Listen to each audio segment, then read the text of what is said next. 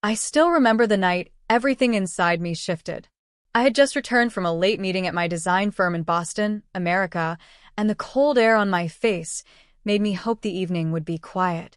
Our brick house stood at the end of a narrow street where the porch lights glowed softly and the neighbors' cars lined the curbs in neat rows.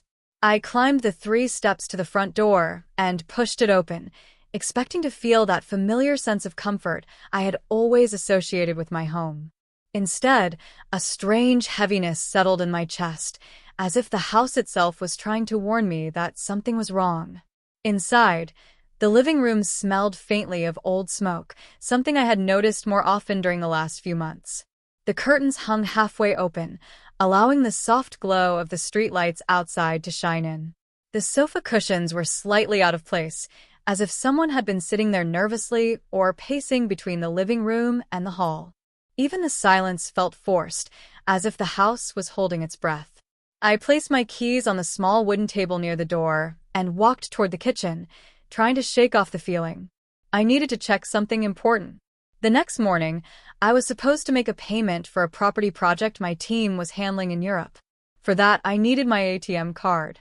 I reached into my purse and felt around for the familiar plastic edge. My fingers brushed over pens, my makeup bag, and my small notepad, but not the card. I emptied everything on the counter, spreading each item neatly in front of me. Still nothing. A small wave of panic rose in my chest. I checked the kitchen table, the drawers near the sink, and even the small space between the fridge and the wall where I sometimes tossed mail. The card was not there. I went to the living room and looked under the cushions, then into the drawer of the coffee table. Nothing. I hurried upstairs and checked the bedroom nightstand, the top of the dresser, and the pockets of my jeans in the laundry basket. The card had vanished completely. When I finally sat on the edge of the bed with my phone in my hand, my heart was pounding. I opened my banking app, expecting to see the usual balance that gave me comfort after years of hard work. But the moment the screen loaded, my breathing stopped. My balance showed almost nothing. $70,000 had been withdrawn within 2 days. My savings, my emergency fund, the money I had worked for while building my career in Boston. All of it is gone. My first reaction was confusion. My second reaction was fear. My third reaction was anger that shook me from head to toe. I walked downstairs and found my husband, Mark Turner, in the living room. He was sitting on the sofa with one leg crossed over the other, scrolling through his phone as if nothing in the world could bother him. His expression was flat, almost bored. I stood in front of him and asked him if he had seen my ATM card. He did not even look surprised. He only lifted his eyes slowly and stared at me with a coldness I had never seen before. He shrugged and said he had no idea what I was talking about. His tone carried no concern, no curiosity, not even fake sympathy. It was as if my panic was nothing more than a mild inconvenience in his peaceful night. His eyes looked through me instead of at me. For a moment, he felt like a stranger living in my home rather than the man I had married. Something inside me cracked. It was small at first, a thin slice of doubt cutting through my beliefs. But it grew quickly. His coldness, his distance, the way he refused to stand up or help me search, the way he avoided answering simple questions. Every second made the crack bigger. I walked outside to breathe because the house suddenly felt too tight. The night air was sharp and smelled faintly of burned wood. That was when I saw it. A thin piece of something white sticking out from the edge of our backyard fire pit. I felt my stomach twist. I stepped closer and picked it up with shaking fingers. It was charred at the edges, blackened and fragile, but the faint outline of numbers across the surface made my whole body go numb. It was the remains of my card. My vision blurred as I stared at it. The truth was no longer hidden in shadows or guesses. It was in my hand, burned, destroyed, and thrown away as if it meant nothing. I turned slowly toward the house, watching the warm lights glowing through the windows, lights that once felt safe. Now they felt like stains. Every detail from the past few months began to make sense. The late nights he claimed he was spent working, the sudden interest in my schedule, the way he had become distant, but tried to act normal whenever I questioned him. The rising number of arguments over small things. His new habit of locking his phone screen the second I walked into the room. All the signs had been there. I had simply trusted him too much to see them. I went back inside, carrying the burned piece of the card in my hand. Mark barely glanced at me. That cold expression was still on his face, the one that made me feel invisible. He looked at me as if he expected me to stay silent forever. As if I was too afraid, too gentle, too loyal to ever challenge him. He thought I would do nothing. But the truth was settling inside me like a slow-burning flame. If he wanted to treat me like I was weak, he was about to learn how strong I really was. The morning after I found the burned remains of my card, I woke up with a feeling I had never experienced before. It was not sadness, not anger, and not fear. It was something sharper and steadier, like a quiet voice inside me saying that I needed to protect myself, no matter what it cost. I lay there in the stillness of our bedroom in Chicago and stared at the ceiling, listening to the faint humming of the heater that had always comforted me. But nothing felt comforting anymore. I felt like a stranger living in my own home. Mark was already downstairs when I opened my eyes. I heard the familiar clinking of a mug against the counter and the slow drip of the coffee machine. He moved around the kitchen with the same calm rhythm he always had, as if he had not stolen $70,000 from me, as if he had not burned my card, as if nothing in his life had changed. Maybe nothing had changed for him. Maybe he thought he had won. I got out of bed slowly, my mind spinning through thoughts I did not want to face. If I confronted him again, he would lie. If I asked about the money, he would pretend he knew nothing. If I tried to reason with him, he would look at me with that cold expression he wore the night before. The police would want evidence. Banks would want proof. And he had made sure to destroy the card itself. But he had forgotten something. He had forgotten that I knew this house better than he did. I knew every corner, every drawer, every shelf, every shadow. And I knew exactly where a camera could sit without being noticed. I opened my closet, pulled out a small black camera I had bought a year ago for a work project, and held it in my hand. It was small enough to fit into my palm, with a lens almost invisible unless you knew where to look. I felt my heart pounding as I placed it on the highest corner of the bedroom shelf, tucked between a stack of old books and a small wooden box. It blended in perfectly. No one would look twice. As I walked out the door to head to work, I looked up at the camera one last time. I whispered something I did not expect myself to say. Show me the truth. The morning was cold, and the streets of Chicago felt heavier than usual. I reached the design firm where I worked, but the moment I stepped inside, I knew I would not be able to concentrate. Normally, I loved the office. The large windows, the glass meeting rooms, the soft music in the background, the comfortable hum of people discussing new projects in Europe. But that day, none of it reached me. I sat at my desk with my laptop open and stared at the screen without seeing anything. All I could think about was that camera. All I could think about was what I might find. I tried to distract myself by reviewing proposals, but my thoughts kept drifting back to the bedroom. Back to Mark. Back to the burned card. Back to the strange heaviness he had brought into my life. I tapped my fingers against the keyboard and glanced at the clock every few minutes. Time felt slow, almost stubborn, refusing to move the way I needed it to. Around noon, I could not wait any longer. My hands trembled as I clicked on the live feed from the hidden camera. For a moment, I saw only the empty bedroom. The bed was neatly made, the pillows smoothed out, the curtains slightly open, letting in a slice of winter light. Everything looked normal. Too normal. Then the door opened. Mark stepped inside with a woman behind him. I recognized neither her face nor her voice. She had long blonde hair curled at the ends and wore a red dress that looked expensive. She walked into my bedroom like she belonged there, like she had been there before. They sat on my bed. My bed. The bed I had paid for. The bed that I once believed held the safest part of my life. A wave of disbelief washed over me, followed by a sudden emptiness that hollowed out my chest. And then he started talking. Not whispering. Not quietly. But boldly. Carelessly. He enjoyed hearing himself speak. He told her I was boring. He told her I was ugly. He told her he stayed with me only because I made things comfortable for him. He talked about my job, my habits, my routines, as if I were nothing but a joke he shared for entertainment. My heart felt like it had stopped beating. I leaned closer to the laptop, barely able to breathe. Then he said the words that broke the last piece of my old self. He bragged about taking the $70,000. He bragged about how easy it was. He told her he had burned the card in the fire pit because he knew I would never fight back.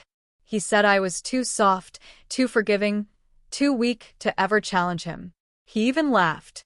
He laughed while destroying everything I had built. I sat frozen in my office chair while the world around me kept moving. Phones rang, people walked by, keyboards clicked softly across the room. But in my mind, everything had gone silent. The only sound that mattered was his voice coming through the speakers. For a long moment, I felt like breaking apart, like collapsing into the floor, like giving up. But then a strange calmness came over me, a stillness, a clarity I had never known before. I finally saw him for what he was, not for who I had hoped he could be. The man I had loved was not real. The truth was right in front of me. He thought I was weak. He thought I would stay quiet. He thought he had already won. But the moment I wiped my tears and replayed the video, I felt a new part of me rising. A stronger part. A part that would not stay silent again. He was about to learn exactly who I was. The morning I walked into the lawyer's office in New York felt unreal. The city outside the tall windows moved fast, full of yellow cabs and people rushing across crosswalks, but inside the office, everything felt strangely still. I held the flash drive so tightly in my hand that my fingers ached. My chest felt heavy from the truth I carried. It was the truth that had destroyed my marriage, but would also become the only thing that could save me. The lawyer, a calm man named Robert Hayes, greeted me with a firm handshake. His office smelled like old paper and fresh coffee, the kind of scent that made me feel both nervous and safe. I sat across from him at a long wooden table. My hands shook as I placed the flash drive in front of him. "This is what you mentioned on the phone," he asked softly. I nodded. "It has everything."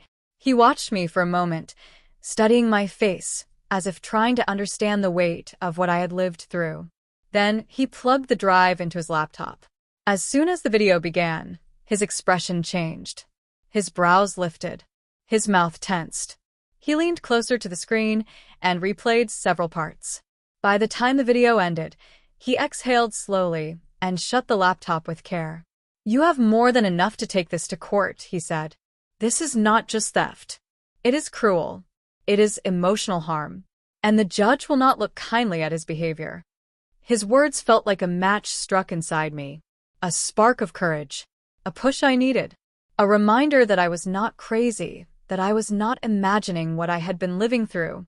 Someone finally believed me. Within days, we filed the case in court. Everything moved fast. Mark was served legal papers, and the look he gave me that evening was full of anger, surprise, and fear. He had underestimated me. He thought I would cry and stay silent. But I had found a strength I never knew I had. The courtroom in New York was colder than I expected. The walls were cream-colored, the air smelled faintly like polished wood, and the heavy chairs made everyone sit straighter than usual. I walked in wearing a navy blue coat, my spine stiff and my hands clenched. The room was quiet except for the occasional shuffle of papers. And then I saw him. Mark sat on the opposite side of the room, wearing a dark gray suit he had once bought using my money. His expression was smug, almost relaxed, as if he believed he would walk out untouched. He gave me a long stare filled with the same coldness I had seen the night he lied to my face.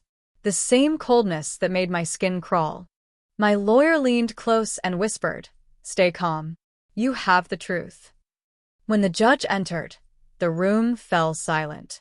He was a tall man with sharp eyes and a serious expression that made everyone sit straighter. He looked over the case files and then asked for the evidence. My heart pounded as Robert handed him the flash drive. The judge connected it to a screen that everyone could see. And then the video played. Every painful second unfolded in front of the room. Mark is stealing the card. Mark bragging. Mark is calling me boring, ugly, and worthless. Mark laughed about taking my $70,000. Mark is holding another woman in his arms on my bed in Chicago. Mark is bragging about burning my card. Mark confesses everything without shame. There were moments when I wanted to close my eyes, but I forced myself to watch. I needed to see it with the same clarity everyone else did. I needed to hear the truth the way the judge heard it. The room was silent. No one coughed. No one moved. Even the air felt heavy. When the video ended, the judge leaned back in his chair slowly, his jaw tight with anger. He looked at Mark with a stare so sharp it could cut through stone. "This is cruelty at its highest level," the judge said. "You not only stole money, you emotionally damaged your wife, humiliated her, and openly confessed to actions that show a deep lack of respect for the law and for another human being." Mark's face went pale. The smirk he carried into the courtroom vanished completely. The judge continued, his voice growing stronger. "This court orders you to repay every dollar you stole. In addition, you will pay an emotional damage fine in both dollars and pounds, along with compensation for the humiliation you caused." The numbers were heavy. The amount he owed me was far greater than what he had taken. It was enough to make his future shake. Mark's hands trembled as he gripped the edge of the table. He could not look at me. He could not look at the judge. He stared at the floor like a man who finally understood that his lies had reached their end. But then the judge turned to me. He sighed. "The recording was done without consent. Even though your reason was to protect yourself, the law cannot ignore the violation of privacy." My heart sank. I had known this was possible, but hearing it felt like swallowing glass. "For that," the judge said gently, "you will serve a short sentence. It is not harsh, and it reflects the context, but the law must stay balanced." For a moment, I felt the weight of everything pull me down. The pain, the betrayal, the fear, the thought of prison. It all pressed against my ribs. But when I looked at Mark again and saw the panic on his face, something inside me lifted. He was exposed. He was punished. The truth was no longer hidden. He had stolen my money, broken my trust, and tried to destroy my spirit. But in the end, he was the one brought to his knees. And for the first time in months, I felt like I could finally breathe. The first night in prison was the longest night of my life. The air felt heavy, the walls were painted a dull gray, and the small metal bed barely softened the cold beneath me. I lay awake staring at the ceiling, listening to quiet voices echoing through the halls. It was nothing like the life I had known, nothing like the warm comfort of my home in Boston, nothing like the freedom I once took for granted. I had stepped into a world where time moved more slowly, and everything felt far from the life I was fighting to rebuild. But even in that cold place, something inside me refused to break. In the silence of those late nights, I realized that I was still standing because I had chosen to fight for myself. I had faced betrayal, humiliation, and theft. I had walked into a courtroom with my heart in pieces. I had watched a man I once loved tear me apart with both his actions and his lies. Yet I was still here. And for the first time in a long while, I saw my own strength. Prison changed me. Not in the dramatic ways people describe in movies, but in quieter ways that settle deep inside the bones. I learned patience. I learned calmness. I learned that no matter how long a day feels, it always ends, and a new one begins. I spent my time reading, thinking, and rebuilding pieces of myself that had been neglected for years.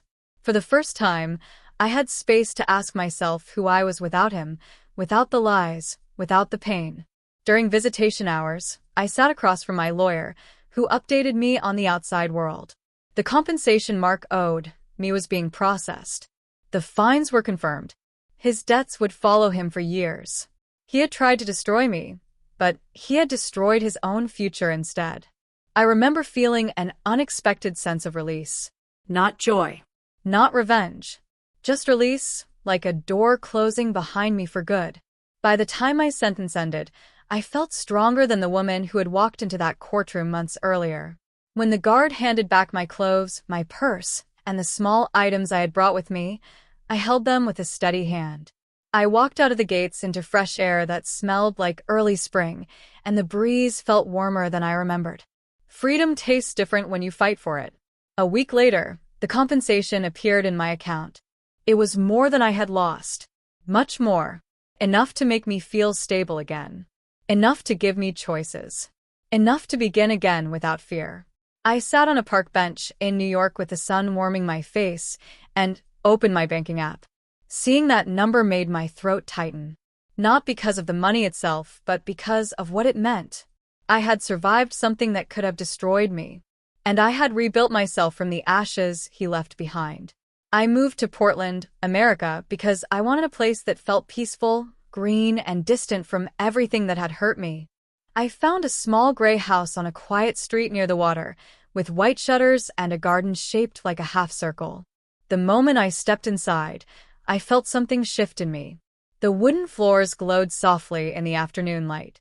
The kitchen smelled faintly of fresh paint and new beginnings. It was not large or luxurious, but it felt like a place where I could finally breathe. I spent the first week cleaning, decorating, and arranging furniture the way I liked. Every choice felt personal in a way I had not experienced in years. I placed a vase of white flowers on the kitchen counter. I hung soft curtains in the living room. I bought a small shelf for my books and lined them up by hand, one by one.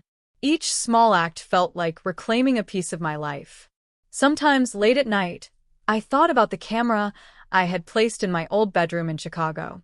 I remembered the shaking in my hands when I watched the video for the first time, the ice in my chest, the disbelief, the heartbreak. I thought about the courtroom, the judge's voice, Mark's pale face when the truth played across the screen. Those memories once felt like knives. Now they felt distant, like storms I had survived and left behind. Healing is not quick. It does not follow a clean path. Some days I woke up feeling strong and proud.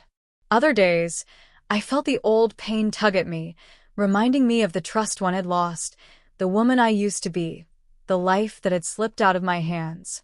But each time the sadness rose, I reminded myself that I was free now. I was safe now. I was building something new for myself, something honest and peaceful. I started working again, this time remotely, designing interior spaces for clients across America and Europe. I found joy in the quiet details of my work. The colors, the shapes, the light. My clients appreciated my calm tone, my careful planning, and my ability to create spaces that felt warm and stable. One even told me that I designed with the heart of someone who understood what home truly meant. She was right. I did understand it. I understood it deeply. Months passed, and the pain softened into memory. I grew into the life I had built, one gentle day at a time. Sometimes I walked along the water and watched the sunset paint the sky. Sometimes I sat in my garden with a cup of tea and felt grateful for the peace that now lived in me. Mark no longer had a place in my world. The past no longer held the same power over me. I had stepped through fire and come out stronger. He tried to break me. He failed. All he did was reveal a strength I never knew I carried, a strength that now guides every step I take.